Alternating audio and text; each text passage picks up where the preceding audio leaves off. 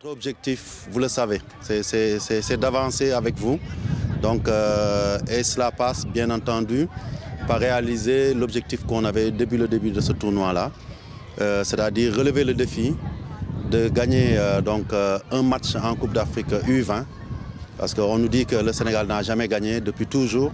Donc c'est à vous qu'incombe cette mission-là de gommer cette situation qui fait qu'on n'a jamais gagné. L'autre chose aussi, c'est qu'on a dit, et donc le président Serre l'a répété ici, on fait abstraction de ce qui se passe à Mbour. Ce qu'on veut, c'est la victoire et rien que la victoire. Et après, à la fin du match, on fait les comptes. Je suis persuadé qu'on sera dans des situations où peut-être on mènera, parce que je sais que vous en êtes capable. Malgré les difficultés que vous avez eues sur les deux matchs, vous avez montré que il n'y a pas une seule équipe ici qui peut vous tenir tête. Faites le parallèle entre votre match et le match du Congo et du Nigeria. Vous verrez que votre potentiel est largement au-dessus de cette équipe. Mais à condition que vous la respectiez. Même si le résultat n'est pas là encore. Et je disais donc qu'il y a deux secrets. Le premier secret pour moi, c'est y croire lorsque personne n'y croit. Et avant cette compétition, c'était ça. Et aujourd'hui, on est dans l'autre situation, c'est-à-dire la deuxième condition, c'est y croire lorsque personne n'y croit plus. Et aujourd'hui, nous, ici présents, et peut-être quelques autres Sénégalais, nous avons peut-être, je dirais, demain, Inch'Allah, après le match, on va fêter une qualification pour la première fois à une Coupe du Monde U20. Et c'est possible. Les gars, moi, c'est ça mon message. Croyons-y jusqu'au bout. Si d'autres n'y croient pas, nous sommes là pour mener notre rêve à terme.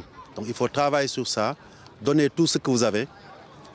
Après, on fera les comptes.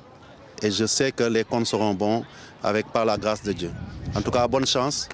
Et on se donne rendez-vous bien entendu pour demain. Mais aussi, on reste dans la compétition quoi qu'il arrive.